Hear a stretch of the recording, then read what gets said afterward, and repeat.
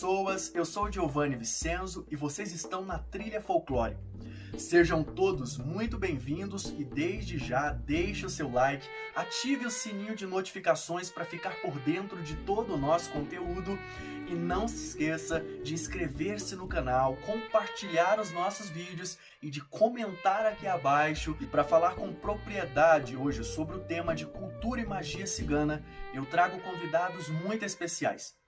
Juano Berenguel e Rebeca Souza, de etnia cigana, são líderes espirituais, são pessoas que ministram sobre a vida de outras pessoas, que ministram cursos, que ministram sacerdócio e que servem aos espíritos e às divindades de seus respectivos caminhos com muita honra, respeito e seriedade. Eles vão trazer e falar um pouco sobre essa cultura tão ampla e sobre diversos equívocos que as pessoas geralmente alimentam sobre os ciganos. Com vocês, Juano e Rebeca. Roda a vinheta.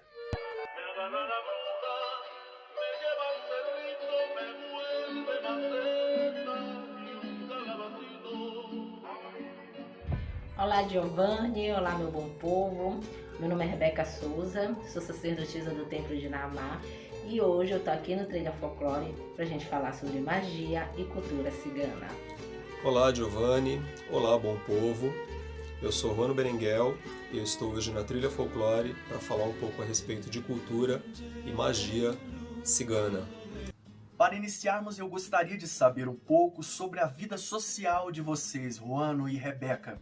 Nós sabemos que as pessoas romantizam muito o ser cigano, como se não fossem seres humanos, e sim seres intergalácticos ou entidades. Se esquecem que são etnias, pessoas reais.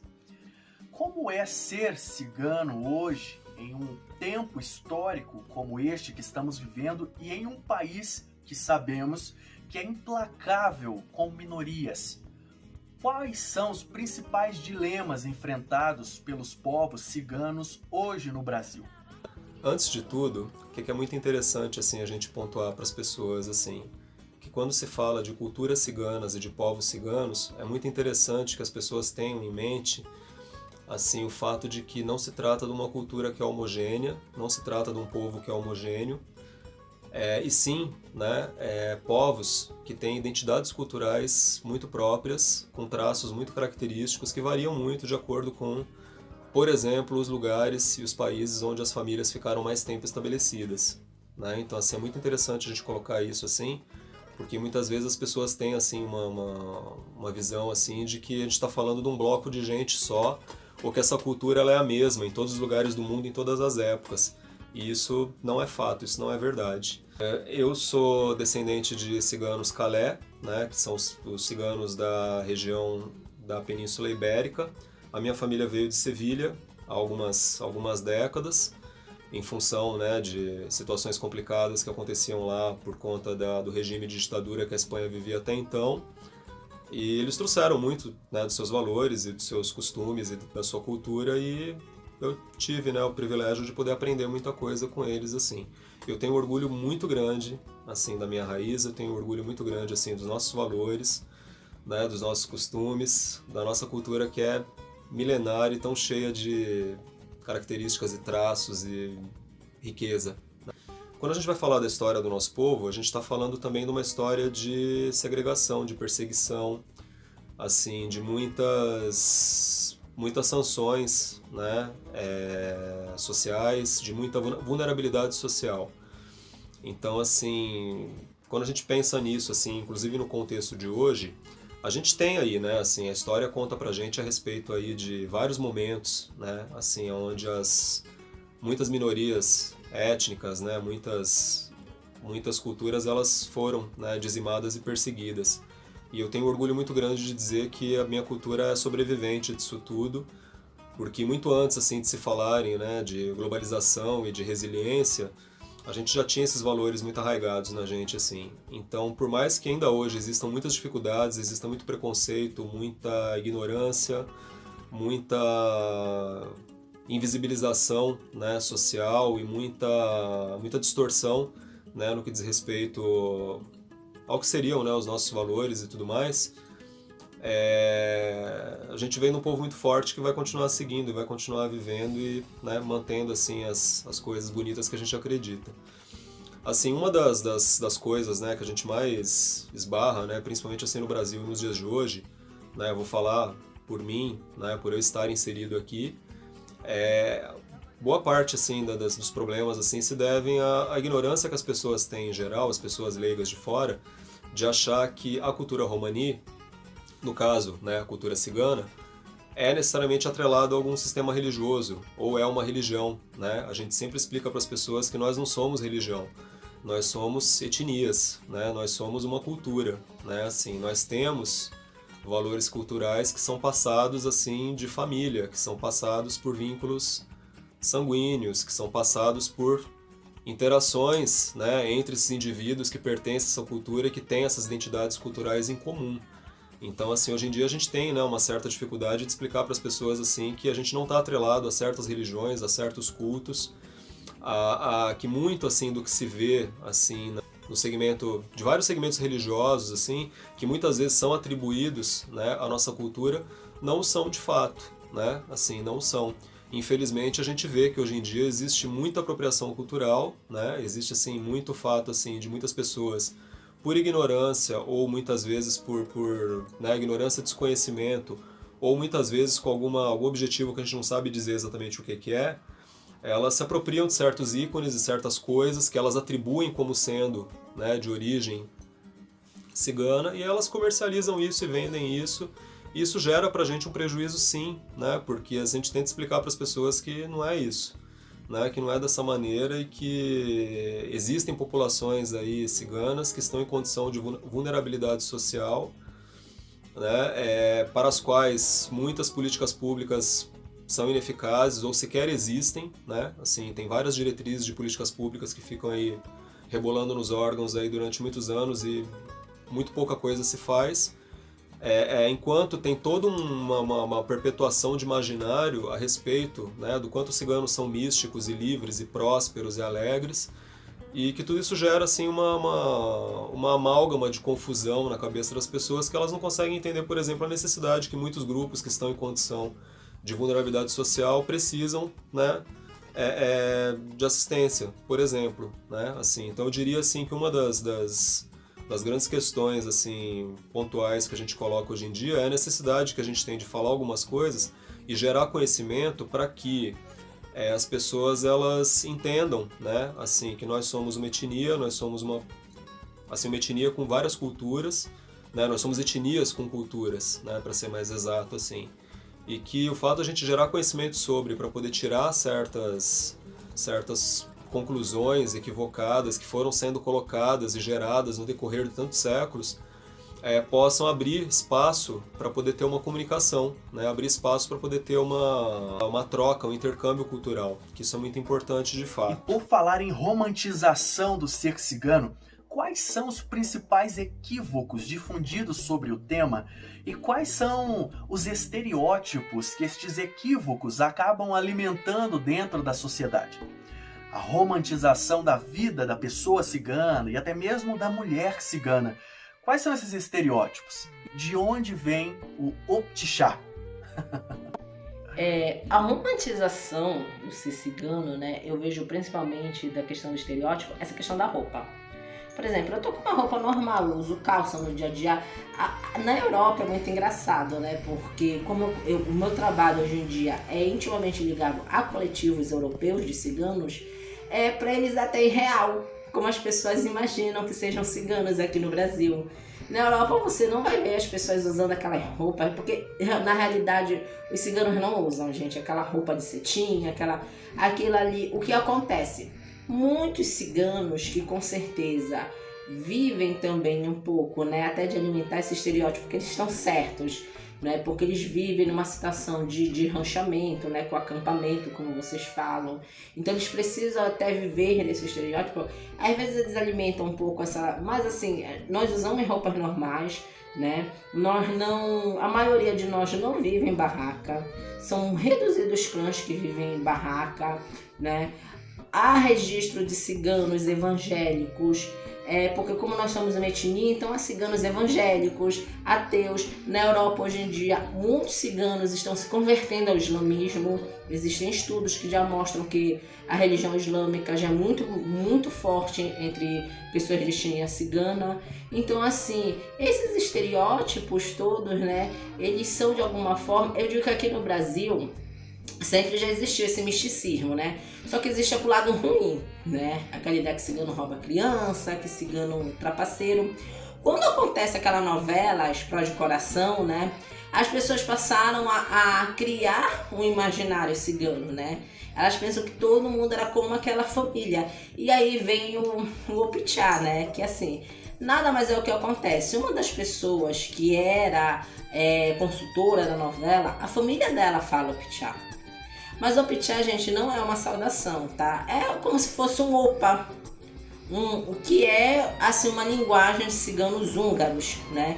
É uma interjeição assim de opa, eu digo até um eita, entendeu? Então algumas pessoas, eu já vi até alguns vídeos das pessoas falando assim, porque assim como aceito o namastê, eu aceito o Opixá, só que assim, estão falando de coisas totalmente diferentes. O Opixá não é, gente, não tem nada religioso, tá? E com certeza, assim, se você chegar, por exemplo, para um cigano que more na Argentina, que more, sabe, e falar o Opixá, até mesmo aqui no Brasil, se você falar, ele com certeza vai ficar olhando e se perguntando assim, o que você tá falando para ele, sabe? Porque não tem nada a ver com a nossa linguagem. A respeito, assim, dessa coisa da romantização, né, da figura, né, do ser cigano, é a própria imagem da mulher especificamente, assim, a gente fala sempre muito a respeito disso. Tem vários equívocos, né, sobre isso.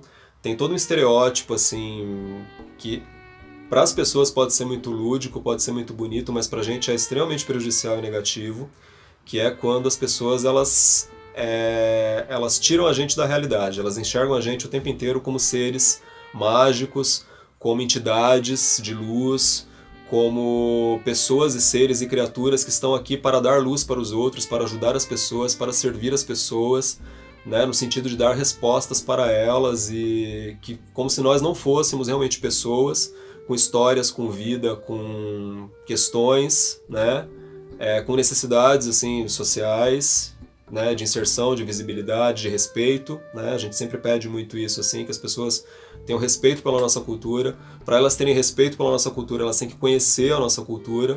Não dá para uma pessoa chegar e falar assim, porque eu amo a cultura cigana. Se você não conhece, né, assim, não dá para dizer que conhece cultura cigana se baseando no que o estereótipo vende, no que o estereótipo passa, né, assim, nessa coisa do que o imaginário determina o que é cigano ou não, né? A gente cansa de ver, às vezes, as pessoas elas determinam que certas coisas são ciganas e são da tradição cigana, só que elas nunca tiveram acesso a isso, elas nunca conversaram com gente nossa para poder falar a respeito disso com a gente, elas não sabem de onde elas tiraram isso de fontes subjetivas e elas vendem como se fosse uma coisa real, né? Então, assim, isso traz pra gente, assim, alguns problemas, alguns equívocos, né? Assim, inclusive, né, foi perguntado aqui a respeito, né, da onde vem, né, a palavra Opixá, né? E a gente cansa de explicar isso, assim, que Opixá não é uma palavra do dialeto cigano que significa salve. Não é isso.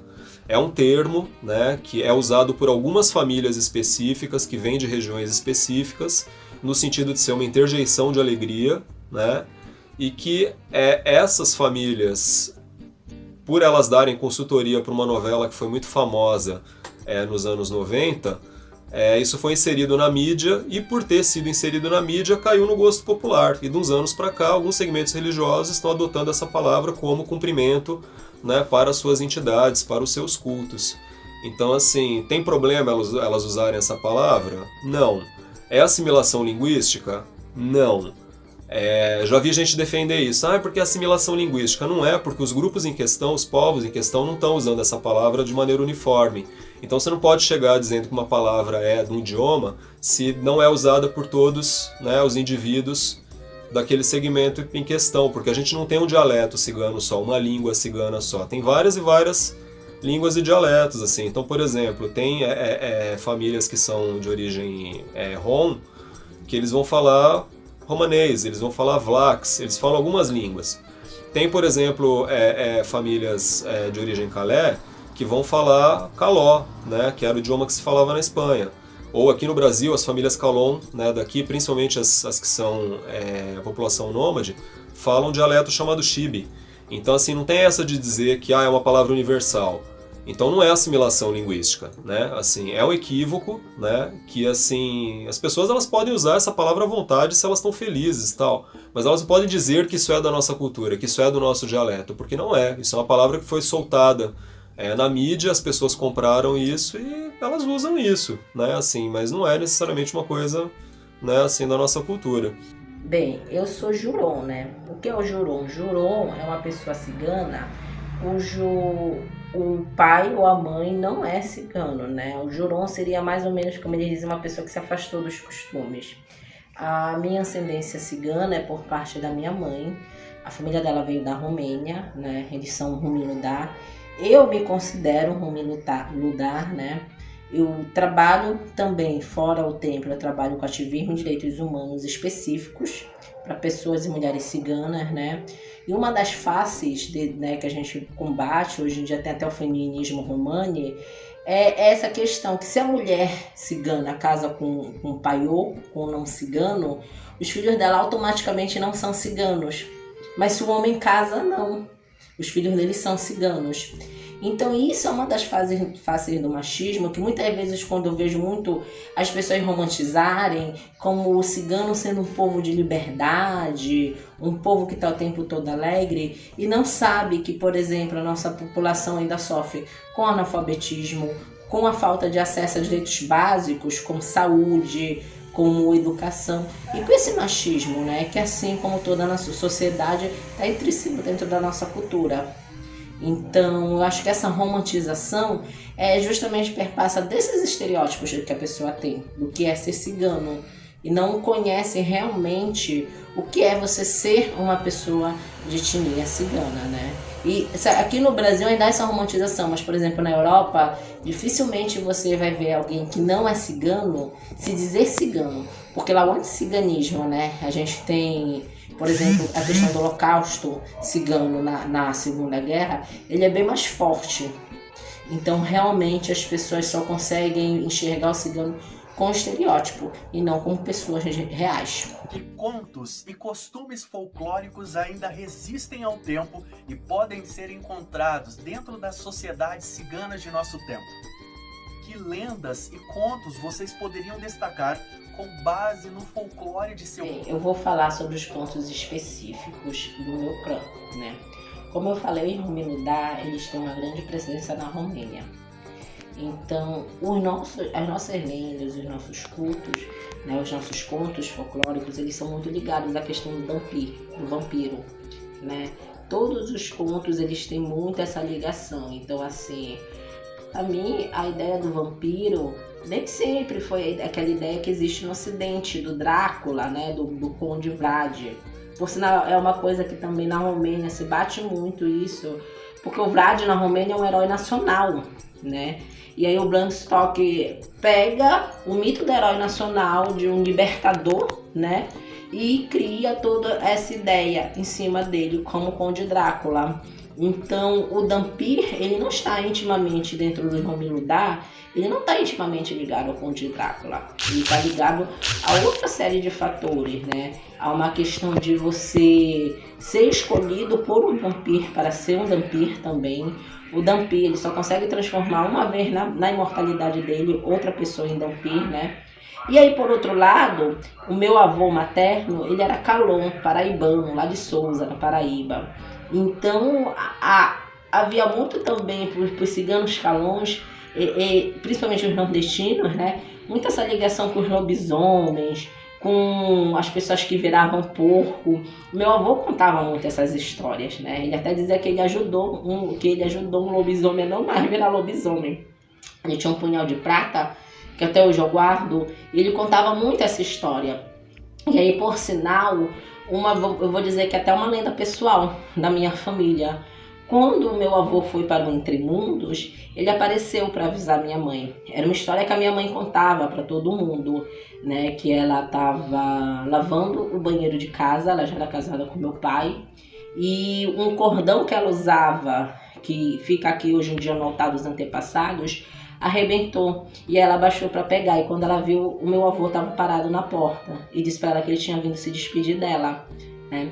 Por ter essa ligação muito íntima com esses contos, né, eu passei dentro do templo, eu faço um trabalho no Instagram, toda quaresma e toda sexta-feira, eu conto histórias de terror, né, histórias sobrenaturais, de encontros sobrenaturais, que é uma forma também de honrar essa cultura, essa tradição oral dos meus antepassados. Quando a gente fala também assim, né, de contos folclóricos e de práticas que ainda resistem, eu vou falar especificamente do meu grupo, né? Vou falar especificamente da minha família, porque assim é super interessante colocar isso para as pessoas, porque elas pensam às vezes que, né, é tudo uma coisa só e que tem coisas que são universais, e não são. Às vezes vai variar muito de família para família. Então assim, a gente mantém assim, inclusive o costume de gostar de certas histórias, de contar histórias, sobretudo a respeito de pessoas que vieram antes de nós, né? Existia um costume que se fazia antes nas viagens, que era cada um contar um trecho de uma história. Então uma pessoa começava contando um trecho e ela passava a bola para outra, a outra continuava aquela história, que podia ser uma história conhecida de todos ou podia ser uma história inventada na hora, né? E a gente sabe que isso aí era feito, né, no tempo da viagem, para poder meio que saber se todo mundo estava bem, né, se todo mundo estava ali e tal. Então, assim, pra gente a tradição oral ela é muito importante, assim. Então a gente sempre tem todo um conjunto de histórias e lendas e, enfim, e coisas que eram contadas, né, assim, em volta do fogo pelos mais velhos, porque a gente tem esse costume, né, a gente escuta sempre muitos o que os mais velhos ensinam pra gente. Então, assim, se eu fosse citar só uma lenda, eu vou falar a que eu mais gosto, né, que é a que diz que o nosso povo veio de dentro da terra, né? Assim, a gente saiu de dentro da terra, onde a gente vivia com o fogo, e por conta disso a gente trocou, né, com a divindade, assim, a gente poder viver na superfície, andando, levando um pouco desse fogo que a gente trazia lá de dentro, né, para iluminar o caminho das pessoas, porque meu povo diz que a gente enxerga coisas que os outros não enxergam, e que por conta disso a gente tem esse condão, né, assim. É uma das lendas, né, que se fala a respeito, né, da origem do povo cigano, dos povos ciganos, e é uma das que eu acho mais bonitas. Sobre a devoção a Santa Sara Kali, que notas vocês poderiam destacar como sendo importantes para se compreender este culto, o culto a esta santa, e a relação dos povos ciganos para com ela?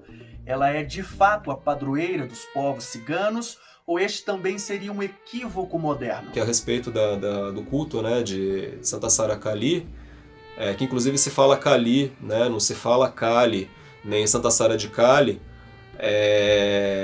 Santa Sara ela é uma santa de culto regional de alguns grupos ciganos. Alguns subgrupos e grupos são devotos de Sara. Ela não é uma padroeira universal do povo cigano como as pessoas querem vender por aí. Né, assim, ela é uma santa de culto local, que é muito respeitada por muitos grupos, mas se a gente partir da ideia de que as famílias elas têm origens distintas e por conta disso elas vão ter religiões distintas também, as famílias, por exemplo, que são católicas, elas podem ser devotas de outros santos, de outras né, de outros ícones religiosos, né? Então, assim, existe todo um culto de Santa Sara que foi proposto aqui no Brasil e inserido aqui no Brasil em função também da mídia, né? As pessoas ficaram devotas e, né, assim, Santa Sara ela foi assimilada, né, pela cultura brasileira e associada com a cultura cigana como sendo, né, um ícone assim de totalidade dos povos Rom, né, dos povos Roma. E isso não é fato, né? Isso realmente não é verdade, assim, se trata de um equívoco, né? Existem famílias que cultuam Sara de um jeito muito particular, muito específico, com uma fé, né, muito própria, que inclusive é um pouco diferente, né, do que a gente vê ser vendido por aí como, né, culto de Santa Sara. E para finalizarmos, que mensagem vocês poderiam deixar para as pessoas que estão iniciando a jornada ou para aqueles que, admirados pelo caminho, desejam conhecer um pouco mais sobre a cultura e a magia cigana? Que mensagens e conselhos vocês poderiam transmitir para que eles construam uma vida espiritual sólida, longe destes equívocos e visões estereotipadas? Se você se interessa por cultura, né, por magia cigana, eu acho que o principal de você entender é que assim, são pessoas, né, pessoas comuns como eu, como você, né, não são pessoas exóticas, não são seres astrais, são uma etnia, né, que nem sempre todos vão estar abertos, né, para falar sobre seus costumes. Alguns são fechados e é direito deles serem fechados, outros não. Mas assim, procure sempre fontes confiáveis. Tem 2 livros que eu gosto muito de um ciganólogo, o nome dele é Pierre Derlon, que se chama Tradição Oculta dos Ciganos e Medicina Oculta dos Ciganos. Pierre Derlon foi um homem que assim, ele estudou bastante a nossa cultura, esteve em contato com o nosso povo, então ele fala muito bem sobre a cultura, sem misticismo, sem estereótipos, até mesmo com uma crítica social, que é o mais importante. Raymond Buckley, todo mundo já conhece, Raymond Buckley também era cigano, né? Apesar de ter assim algumas questões com alguns livros dele, mas eu acho que também ele fala bem da cultura, ele fala bem com bastante propriedade por ser da cultura, né? Por fim, eu acho que também o mais importante, como eu disse, eu sou ativista de direitos humanos, trabalho com direitos humanos, então sigam também ciganos reais que estão aí, que estão lutando para que a gente tenha os direitos reconhecidos. Nós temos um coletivo que se chama Pretendemos Gitanizar o Mundo, é assim em espanhol mesmo, porque a sede dele é na Espanha, tá? É do casal Nicolas e Silva Jimenez, que são ciganos e que estão aí e falam sobre várias coisas, feminismo romani, maternidade romani, masculinidade romani, né? Eu uso o termo romani, gente, porque é o termo que a gente diz que é o politicamente correto, né? Alguns grupos ciganos brigam para que hoje em dia a gente seja reconhecido como romani e não mais como cigano, pelas questões dos inúmeros estereótipos ligados a este nome, né? E desde 1978, depois do primeiro Congresso Internacional Romani, a gente luta para ser reconhecido assim como romani, né? Então, pretendemos gitanizar o mundo, ter o Veribeten, que é ciganos pela diversidade, é um coletivo também espanhol, tá? Que reúne ciganos LGBTQI, né? Que também é uma questão que a gente pouco debate aqui no Brasil, mas que existem também, tá? Todos têm página no Facebook, no Instagram, podem me seguir também, né? @Templo-de-Naamá, e também eu escrevo numa revista feminista chamada As Minas, e eu sempre estou lá falando sobre questões de mulheres ciganas e também questões de outras mulheres de minorias étnicas. Mas o principal é isso, que as pessoas que têm vontade de nos conhecer, de reconhecer as nossas culturas, né? Afinal, somos vários clãs de diferentes lugares, de diferentes países, com culturas, música, linguagem diferente. Sempre procurem por ciganos reais, sempre procurem por pessoas que estão lutando mesmo pela causa. Você pode jogar no Google ativistas ciganos e você vai encontrar ativistas de várias partes do mundo que estão aí, né? Porque nós existimos, resistimos e, como diz um ditado na Romênia que é muito conhecido, se você pegar um cigano e partir ele no meio, você não mata um cigano, você só está criando dois outros ciganos. Então, desde já eu agradeço, né, a oportunidade. Acho que é importante a gente tirar esses estereótipos, né? Como eu disse, eu sou uma cigana Juron, né, mas que tem respeito à minha cultura, respeito aos mais velhos, né? Acho que é primordial que a gente continue a nossa etnia, que a gente continue os nossos costumes, porque nós somos uma minoria étnica, né? Segundo a Anistia Internacional, nós somos a 3ª minoria étnica mais perseguida no mundo. E uma coisa que é super interessante também, assim, né, que é muito legal a gente pontuar, é que quando as pessoas elas estão de fato interessadas assim na cultura cigana e tudo mais, assim, elas têm que ter muito claro que elas devem procurar, né, conhecer a respeito de cultura cigana com pessoas que são de fato ciganas, em fontes que são de fato confiáveis, né? A gente sempre deixa claro que nenhuma seita religiosa, nenhuma religião, né, nenhum segmento religioso tem autonomia para poder falar em nome, né, da nossa etnia, das nossas etnias, das nossas culturas, assim, porque quem sabe de fato de uma cultura é quem está inserido dentro dela, é quem vive ela no seu cotidiano. Então, assim, não dá para chegar simplesmente assim e falar que eu intuí que não sei o que, ou a minha entidade falou não sei o que, então a cultura cigana é isso. Porque não é, a gente está falando de uma cultura que está em movimento, a gente está falando de povos que, né, de pessoas que estão vivas, né, assim, que estão buscando uma inserção social, ou que já estão inseridas na sociedade, ou que têm as suas características. E a gente não está falando de seres mágicos lendários, nem de figuras assim de painel de quadro, né, que são irreais, né? A gente está falando de pessoas, assim. Então, eu sempre falo para as pessoas assim, busquem fontes confiáveis quando vocês querem estudar alguma coisa referente, né? Seja os aspectos religiosos ou os aspectos assim mágicos, místicos, né, que envolvem a nossa cultura, seja a arte da dança, a arte da música. Pesquisem profissionais que são sérios, que são de fato atrelados a nós, que são conhecidos da gente, que são assim que tem assim escopo, né, assim, que tem arcabouço de informações assim para poder passar informações que são fidedignas, porque a gente vê o tempo inteiro as pessoas falarem coisas que são muito fantasiosas e isso prejudica, porque assim isso também invisibiliza. Muitas respostas, né, que se buscam, que a gente pensa que está fora da gente, na verdade não está fora, na verdade está dentro, né? Mas quando a gente vai falar de cultura, de etnia, a gente tem que pensar na realidade, né? Assim, uma pessoa ela não vai chegar, por exemplo, querendo aprender cultura italiana na festa da pizza da paróquia do bairro, que é uma festa temática. No caso da cultura cigana é a mesma coisa. As pessoas elas querem aprender a respeito dos nossos valores, elas têm que ir em fontes confiáveis. É isso. Agradeço demais pela oportunidade. Espero que todos gostem. Quero aqui agradecer a presença do professor Juano, da sacerdotisa Rebeca, que compartilharam conosco esse conhecimento tão poderoso e profundo. Eu agradeço a vocês pela participação, que todos os espíritos de seus ancestrais os abençoem e que vocês continuem crescendo em poder e em força. Eu espero que vocês tenham gostado desse vídeo e desde já não se esqueça de deixar o seu like, ativar o sino de notificações, comentar abaixo, porque o seu comentário é muito importante para a Trilha Folclore continuar se desenvolvendo, compartilhar este vídeo com seus amigos nas suas redes sociais e inscrever-se no canal. Vem comigo nessa trilha e até o próximo vídeo.